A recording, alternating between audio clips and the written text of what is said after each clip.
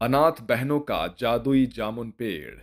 ये कहानी है गरीब चंदा की, जो अपनी दो बेटियों ललिता बबीता के साथ एक फूस की झोपड़ी में रहती थी। चंदा के पास थोड़ी बहुत जमीन थी, जिस पर वो खेती करके अपनी बेटियों का पेट पालती थी। मगर एक साल चंदा की बोई हुई फसल फलवंत ना हो सकी, जिससे चंदा हिम्मत हार गई। नहीं नहीं, मेरी महीनों की मेहनत इस तरह मिट्टी में नहीं मिल सकती। मैंने सारे पैसे इस खेती में झोंक दिए, मगर सब पर पानी फिर गया। अब मेरे पास एक खोटा सिक्का नहीं बचा। मैं अपनी बेटियों को क्या खिलाऊंगी? ये सोचकर वो गरीब माँ अपनी लाचारी पर फूट फूट कर रोने लगती है, और इसी वजह से चंदा बीमार रहने लगती है। और आखिरकार एक रोज चंदा अपनी बेटियों को अनाथ छोड़कर चली जाती है, जिस पर दोनों बच्चियां फूट फूट कर रोती हैं। माँ उठो ना, माँ, ललिता दीदी, माँ को कहो ना उठने को। माँ कभी नहीं उठेंगी बबीता, वो हमें छोड़कर जा चुकी है। अब हम दोनों बहनों को ही एक दूसरे का ख्याल रखना होगा। इसी तरह 2 दिन बीत जाते हैं। घर में छाई कंगाली को देखकर ललिता कहती है, रसोई में बस थोड़ा ही आटा बचा है, वो भी खत्म होने पर है। अब हम दोनों बहनों को खेत की देखरेख करनी होगी। इसके बाद दोनों बहनें खेत पर आती हैं, जहां जामुन के सभी पेड़ एकदम बर्बर बंजर पड़े थे। ललिता दीदी, लगता है इस पेड़ पर कभी जामुन नहीं उगेंगे। क्यों ना हम उस पेड़ को जड़ से साफ करके यहाँ भिंडी और तोरई बो दें? नहीं ललिता, देखो, इस जामुन के पेड़ में जान पड़ चुकी है। पेड़ सजीव की गिनती में आते हैं। ये भी हमारी तरह सांस ले सकते हैं, इसीलिए हमें कोई हक नहीं कि हम इसकी जिंदगी छीन ले, चाहे ये फल दे या ना दे। ऐसे ही दिन बीतते हैं। दोनों बहनें जामुन के पेड़ को रोज पानी देती है और उसकी खूब देखभाल करती है। ऐसे ही दिन बीतता है। एक दिन हसमुख चंद उनकी चौखट पर चढ़कर जोर जोर से चिल्लाता हुआ कहता है, ललिता, अरे ओ बबीता, अरे कहाँ हो चंदा की बेटियों? जी काका, कहिए। चलो जल्दी से अपनी गठरी बांधकर घर से निकल जाओ, आया समझ में? हसमुख चंद जी, ये तो हमारा घर है। आप हमें हमारी जगह जमीन से क्यों निकाल रहे हैं? क्योंकि तेरी मरी हुई माँ ने मुझसे कर्जा लिया था, इसलिए आज से ये घर मेरा हुआ। घर छिन जाने के डर से भरकर दोनों बहनें हसमुख चंद के आगे गिड़गिड़ाने लगती है। ऐसा मत कीजिए हसमुख चंद जी, हमसे हमारा घर मत छीनिए। हमें कुछ दिन की मोहलत दे दीजिए, हम आपकी पाई पाई चुका देंगे। ठीक है, अभी तो मैं जा रहा हूँ, मगर कुछ दिनों बाद अगर मुझे मेरे पैसे नहीं मिले तो तुम दोनों अनाथ बहनों को घसीटते हुए घर से बाहर फेंक दूंगा, आया समझ में? ऐसा कहकर हसमुख चंद वहां से चला जाता है। दीदी, हमारे पास तो खुद खाने को कुछ भी नहीं है। ऐसे में हम हसमुख चंद जी के पैसे कैसे चुकाएंगे? पता नहीं बबीता, चलो खेत चलते हैं पेड़ों को पानी देने। दोनों अनाथ बहनें आंखों में आंसू लिए जैसे ही खेत में आती हैं, तो उनके जामुन के ठूठे पेड़ खूब सारे काले रसीले जामुनों के गुच्छों से लदे हुए होते हैं, जिसे देखकर दोनों बहनें खुश होकर कहती हैं, देखो बबीता, हमारे जामुन के पेड़ पर फल आ गए हैं। अब हम इन्हें बाजार में बेचकर अच्छे खासे पैसे कमा सकते हैं। दीदी, ये जामुन कितने रसीले मीठे दिखाई देते हैं। क्या मैं एक जामुन चख कर देख लूं? हाँ हाँ बेशक बबीता, तुम इसे खा सकती हो। जैसे ही बबीता डाली झुकाकर जामुन का एक गुच्छा तोड़ती है कि अचानक वहां जामुनों का एक और गुच्छा उगाता है। देखो दीदी, ये कैसा जादुई जामुन का पेड़ है, जिस पर एक जामुन तोड़ते ही एक और उगाता है। हैरानी तो मुझे भी हो रही है बबीता। खैर, तुम जामुन खाकर देखो। जैसे ही बबीता एक जामुन खाती है तो उसके अंदर सोने के बीज देखकर उसकी आंखें फटी की फटी रह जाती हैं। दीदी दीदी, इस जामुन के बीज तो सोने के हैं। इसका मतलब ये सचमुच में जादुई जामुन के पेड़ है। बबीता के ऐसा कहते ही जामुन के पेड़ में आंख नाक मुंह उभर आते हैं और वो खिलखिलाकर हंसते हुए बोलता है, हा हा हा हा हा हा हा हा। बच्चे मन के सच्चे, तुम दोनों ने सही पहचाना, मैं हूं एक जादुई जामुन का पेड़। ला ला ला ला ला। ये कैसा चमत्कार है? भला एक पेड़ बोल कैसे सकता है? ओहो, छोटे छोटे शहरों में बड़ी बड़ी घटनाएं होती ही रहती है सेन्योरिटा। अरे, ये जामुन का पेड़ तो जादू के साथ फिल्म में बातें भी करता है। क्योंकि मुझे पसंद है। चलो अब मुद्दे पर आते हैं। तुम दोनों के आंसुओं ने मुझ जामुन के पेड़ को जादुई बनाया है। याद है, हर रोज जब तुम बहनें रो रो कर मेरे जड़ों में पानी डालती थी, तभी एक रोज तुम्हारे आंसू भी मेरे जड़ में घुल गए थे, इसलिए मेरी पचखियां जड़ें सब जादुई हो गई। अब मैं चाहता हूं कि तुम मेरा इस्तेमाल करो। ऐसा कहते हुए जादुई जामुन का पेड़ झूम झूम कर खूब सारे जामुन बरसाने लगता है, जो ना तो टूटते हैं और ना ही फूटते हैं। जाओ और इन जामुनों को ले जाकर बाजार में बेचो। मगर ऐसे तो जामुन खरीदने वाले ग्राहकों को सोने की गुठलियों का राज पता चल जाएगा। नहीं, केवल उन्हीं जामुनों की गुठलियां सोने की होंगी जिन्हें तुम अपने लिए लोगी। इसके बाद दोनों बहनें ढेर सारे जामुन तोड़कर उन्हें बाजार में बेचने पहुंच जाते हैं और जामुनों की ताजगी देखकर ग्राहकों की बड़ी भीड़ वहां जुट जाती है। कैसे दिए ये रसीले मीठे जामुन? 40 रुपए किलो है चाचा। अरे इतने गुदेदार जामुन इतने सस्ते भाव में, क्या बात है, जामुन खट्टे हैं क्या? खुद ही खाकर देख लो चाचा। अरे वाह, ये जामुन तो एकदम अमृत के जैसे मीठे हैं। 2 किलो दे दो मुझे। ये लीजिए चाचा, 2 किलो जामुन। ग्राहकों की भीड़ देखकर वहां से गुजर रहे पति पत्नी की नजर उन चमचमाते जामुनों पर घिर जाती है। लड्डू के भैया, वो देखिए ना, कितने सुंदर जामुन है, चलिए ना लेते हैं। अरे अंगूरी, तुम तो खुद ही मीठी इमरती हो, और जामुन खाकर क्या करोगी पगली? अगर इसका मन है तो खरीद लीजिए ना, हमारे यहाँ महंगाई की मार नहीं है, सस्ते जामुन है। ठीक है, 1 किलो दे दो। ऐसे ही दिन बीतते जाते हैं। दोनों बहनें हर दिन जादुई जामुन के पेड़ के पास आकर खूब सारे जामुन तोड़ उन्हें बाजार में बेचा करती है, जिससे उनके घर में छाई गरीबी पूरी तरह से मिट जाती है। तभी एक रोज हसमुख चंद उनके घर आता है। अरे ओ अनाथ बहनों, अरे कहाँ हो? चलो बाहर आ जाओ, लाओ मेरे पैसे। ये लीजिए हसमुख चंद जी, आपके पैसे। अब फिर कभी हमारे घर की चौखट पर मत आना। पैसे लेकर हसमुख चंद वहां से जाने का नाटक करके छिप जाता है। वहीं दोनों बहनें जादुई जामुन के पेड़ के पास जाने के लिए निकल पड़ती है, मगर उनको इस बात की जरा भी भनक नहीं थी कि हसमुख चंद उनका पीछा कर रहा है। जागो जादुई जामुन के पेड़, हम तुमसे मिलने आए हैं। आओ आओ, मैं जादुई जामुन का पेड़ तुम बहनों का स्वागत करता हूँ। जानते हो जादुई जामुन के पेड़, आज तुम्हारे कारण हमने सारा कर्ज चुका दिया, अब हमसे हमारा घर नहीं छिनेगा। इस पर जादुई जामुन का पेड़ खुश होकर कहता है, तो फिर इसी बात पर मुंह मीठा करो, लो ताजे रसीले मीठे जामुन खाओ जरा। ऐसा कहते हुए पेड़ खूब सारे जामुन बरसाने लगता है। तभी दूर एक पेड़ के पीछे छिपकर हसमुख चंद ये सब देख रहा होता है। तभी जामुन के पेड़ की जड़ लंबी होकर उसे जकड़कर अपने पास खींच कर ले आती है। छोड़ दे मुझे, छोड़ दे।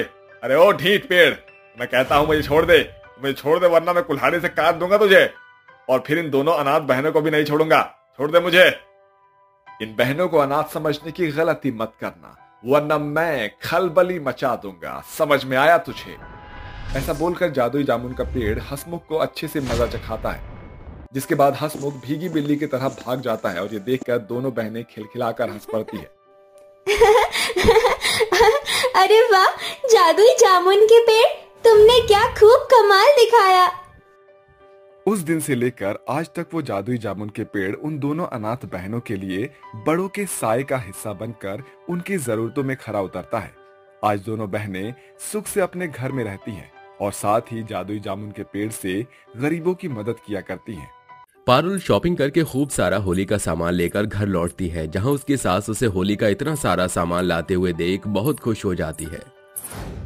अरे वाह बहू, अपना इतना सारा सामान तुम कहाँ से लेकर आई हो? लगता है आज तो तुमने अपने सारे पैसे उड़ा दिए हैं शॉपिंग में ही। हाँ, आखिरकार होली जो आ रही है।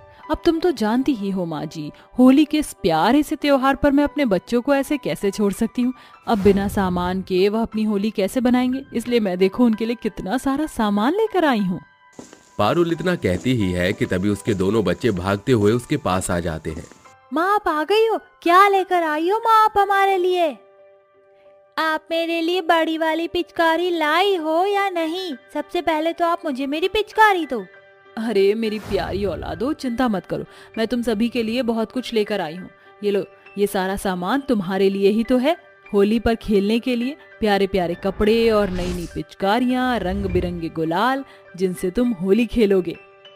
ऐसा कहकर पारुल अपने दोनों बच्चों को होली के रंग, पिचकारी, गुलाल, गुब्बारे सब सामान दे देती है। ये सब चंद्रलेखा देखती रह जाती है। इसके बाद वो अपने मन ही मन सोचती है, आखिर मेरी बहू को हो क्या गया है? पहले तो ये मेरे बारे में हमेशा सोचती रहती थी और हमेशा मेरे लिए नई नई चीजें लेकर आया करती थी, लेकिन अब देखो जरा, ये सिर्फ अपने बच्चों के लिए ही लेकर आई है, मेरे लिए तो कुछ लेकर ही नहीं आई है। चंद्रलेखा ऐसा सोच ही रही थी कि तभी पारुल अपने दोनों बच्चों के साथ सारा सामान उठाकर अपने कमरे में चली जाती है, जिसके बाद चंद्रलेखा को बहुत दुख होता है और वो भी चुपचाप अपने कमरे में जाकर सो जाती है। अरे वाह बहू, मुझे नहीं पता था कि तू मेरे लिए इतना कुछ लेकर आएगी। ये देखो जरा कितनी प्यारी प्यारी साड़ियां हैं। हाँ हाँ माँ जी, अब आप मेरे साथ हो तो आपका ख्याल रखना तो मेरा फर्ज बनता ही है, लेकिन आपकी छोटी बहू आपके लिए कुछ भी नहीं लेकर आई। ऐसा नहीं है, मैं भी आपके लिए प्यारी सी साड़ी लेकर आई हूँ। ये लो माँ जी, होली के इस प्यारे अवसर पर आप इस साड़ी को जरूर पहनिएगा। करिश्मा ऐसा कहकर साड़ी के साथ थोड़ा सुहागन का श्रृंगार ही अपनी सास को देती है, जिसे देखकर चंद्रलेखा कहती है, ओ करिश्मा, तू जानती ही है कि तू कितनी गरीब है और तेरी इस गरीबी के चलते तूने बेकार में अपने 2-4 रुपए साड़ी के ऊपर खर्च कर दिए। इतनी सस्ती साड़ी मैं क्यों पहनूंगी भला? मेरी प्यारी बड़ी बहू पारुल मेरे लिए बहुत प्यारी साड़ी लेकर आई है और मैं होली पर वही पहनूंगी। तभी वहां पर अनिल आ जाता है और अपनी माँ से कहता है, अरे माँ, करिश्मा इतने प्यार से तुम्हारे लिए साड़ी लेकर आई है और आपने इसका मन तोड़ दिया। आपको ऐसा नहीं करना चाहिए माँ। अपनी पत्नी को कह दे कि अगर मुझे कुछ लाकर देना है तो अच्छा और महंगा सामान लाकर दे, ऐसा फटीचरों वाला सामान मैं कभी नहीं लूंगी। इस तरह की बेइज्जती अपनी खुद की माँ के मुंह से सुनकर अनिल चुप खड़ा रह जाता है, जिसके बाद वो अपनी पत्नी को और अपने दोनों बच्चों को अपने साथ अपने कमरे में ले जाता है। पिताजी चलो ना बाहर, देखो तो बड़ी माँ हमारे लिए कितने सारे गुलाल और पिचकारी लेकर आई है। पिताजी हमें होली खेलनी है, चलो ना पिताजी, बाहर चलो, दादी माँ के पास चलो, बड़ी माँ के पास चलो। चुप करो, तुम दोनों चुपचाप जाकर बैठ जाओ और जाकर पढ़ाई करो।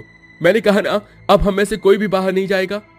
अजीन बेचारे बच्चों पर क्यों अत्याचार कर रहे हो? छोड़ दो ना इन्हें, जाने दो। वैसे भी माँ जी सही तो कहती हैं, मैं इतनी गरीब हूँ, मैं कहाँ पुणे जेठानी की तुलना कर सकती हूँ। अपनी पत्नी के कहने पर बेचारा अनिल हार मान जाता है, अपने बच्चों को बाहर भेज देता है, जिसके बाद वो दोनों उदास मन से अपने कमरे में ही बैठे रहते हैं, लेकिन होली का त्योहार सेलिब्रेट नहीं करते। तभी अचानक से चंद्रलेखा की आंखें खुल जाती है और वो अपनी आंखें मसलते हुए यहाँ वहां देखने लगती है। मेरी बड़ी बहू से तो मेरी छोटी बहू अच्छी थी, माना कि गरीब थी, लेकिन हमेशा मेरे बारे में सोचा तो करती थी। जब से वो गई है तब से मेरी बड़ी बहू ने मेरे बारे में एक बार भी नहीं सोचा, सिर्फ वो दिखावा करती है। मुझे अपनी छोटी बहू को वापस ले आना चाहिए। अगले दिन जैसे ही सवेरा होता है, चंद्रलेखा फौरन अपनी छोटी बहू करिश्मा के घर पहुंच जाती है और उससे कहती है, मैं जानती हूँ कि उस दिन तुम्हारी गलती नहीं थी जब पारुल ने चोरी का इल्जाम तुम्हारे सर पर डाल दिया था, लेकिन मैं मजबूर हो गई थी और मुझे सद्बुद्धि भी नहीं थी। लेकिन आज मुझे अपनी गलती का एहसास है बहू, मुझे माफ कर दो। मैं तुम्हें जानबूझकर अलग नहीं करना चाहती थी। ये सुनते ही करिश्मा की आंखों में आंसू आ जाते हैं। नहीं नहीं माँ जी, ऐसी बात मत करो। आपको मुझसे माफी मांगने की कोई जरूरत नहीं है। मैं आपकी बहू हूँ और माँ को बहू से माफी मांगने की कोई जरूरत नहीं होती। अपनी गरीब छोटी बहू का ये बर्ताव देखकर चंद्रलेखा बहुत खुश होती है और वो उसे गले से लगा लेती है। कल बहू चाहे कुछ भी हो जाए, इस बार मैं होली तेरे साथ ही खेलना चाहती हूँ। चंद्रलेखा अपनी गरीब बहू को अपने घर वापस ले आती है। उसे घर में आते ही देख पारुल करिश्मा से कहती है, चोरनी कहेंगी, तुम वापस इस घर में कैसे आई? तुम्हारी हिम्मत कैसे हुई इस घर में कदम रखने की? बड़ी बहू अपनी हद में रहो, छोटी बहू भी इस घर का हिस्सा है और जो तुमने उसके ऊपर इल्जाम लगाया था मुझे अच्छे से याद है, उसमें इसकी कोई गलती नहीं थी। माँ जी आप ये कह रही हो? आपने खुद ही करिश्मा के कमरे से मेरे गहने निकाले थे। लेकिन मैंने खुद तुम्हें उसके कमरे में जाते हुए देखा था। ये सब तुम्हारा एक प्लान था। अगर ऐसी बात है माँ जी तो ठीक है, मैं ये घर छोड़कर जा रही हूँ। पारुल ऐसा कहकर अपने कमरे में चली जाती है और अपना सामान पैक करने लगती है। जैसे ही सुमित उसको ऐसा करते हुए देखता है, वो उससे पूछता है, अरे पारुल, क्या हुआ तुम्हें? ये सामान किस लिए पैक कर रही हो? कहाँ जाने की तैयारी कर रही हो अब? अरे तुम्हारी माँ अमीर बाप के पास जा रही है, कम से कम वहाँ ऐसा तो नहीं होता जैसे इस घर में हो रहा है। अरे तुम्हारी माँ उस चोरने को इस घर में ले आई है और मैं उस चोरनी के साथ इस घर में एक क्षण भी नहीं रुक सकती। ये सुनते ही सुमित पारुल से कहता है, अगर तुम अपने पिता के घर जाना चाहती हो तो शौक से जाओ, मैं तुम्हें नहीं रोकूंगा। लेकिन याद रखना, तुम्हारी चालाकियों के बारे में इस घर के अंदर सबको पता है। तुम्हें क्या लगता है कि तुम अपनी अमीरी के चलते हम सभी को खरीद लोगी? नहीं, तुम ऐसा नहीं कभी नहीं कर सकती, क्योंकि हम सब में एक अटूट रिश्ता है जो कभी नहीं टूट सकता। लेकिन तुम तो पैसों की इतनी घमंडी हो, तुम्हें कहाँ रिश्ते समझ आते हैं। जाओ, चली जाओ अपने बाप के पास। अपनी हकीकत खुद अपने पति के मुंह से सुनते ही पारुल को अपनी गलती का एहसास होता है, जिसके बाद वो अपने पति के सामने घुटने टेक देती है और कहती है, सही कहा आपने, ये सब मेरी ही चाल थी। मैं ही इस घर को अपने अंदर में चलाना चाहती थी, इसलिए सबको शुरू में मैंने पैसों के चलते खरीदने की कोशिश की और मेरे बाद मेरी देवरानी इस घर में आई, उसने सब कुछ कचरा कर दिया। सब लोग सिर्फ उसी के पीछे रहा करते थे, उसकी अच्छाई नहीं मेरे पैसों के बलबूतों को भी कम कर दिया था, इसलिए मुझे इस घर से निकलना पड़ा। लेकिन आज मुझे अपनी गलती का पछतावा हो रहा है। अगर तुम्हें सच में अपनी गलती का पछतावा है तो जाओ, सभी से माफी मांगो, यही सही वक्त है। सुमित की बात मानकर पारुल दोबारा अपनी सास और देवरानी के पास जाती है और उन दोनों से कहती है, मैं जानती हूँ माँ जी और करिश्मा, तुम दोनों ही मुझसे बहुत नाराज हो। मैंने जो भी किया बहुत गलत किया। अगर आज सुमित जी मेरी सच्चाई मेरे सामने ना खोलते तो पता नहीं इस पैसों के घमंड में मैं और कब तक चूर रहती। मुझे मेरी गलती का पछतावा है, मुझे माफ कर दो। करिश्मा माँ जी, आप भी मुझे माफ कर दो। नहीं जेठानी जी, आपको ऐसा बोलने की कोई जरूरत नहीं है। आप मेरी बड़ी बहन की तरह हो, मैंने आपको माफ कर दिया। क्या आप इस बार हमारे साथ होली खेलना चाहेंगी? अरे हाँ, क्यों नहीं। करिश्मा दोनों हाथों में गुलाल लेकर अपनी जेठानी के दोनों गालों पर लगा देती है, जिसके बाद चंद्रलेखा भी इस साल अपनी दोनों बहनों के साथ अच्छे से होली का त्योहार मनाती है। जहां पारुल को अपनी अमीरी पर इतना घमंड था, वो अपनी अमीरी का घमंड खत्म करके अपने सारे रिश्तों को अच्छे से संभालती है और अपने परिवार के साथ खुशी खुशी रहने लगती है।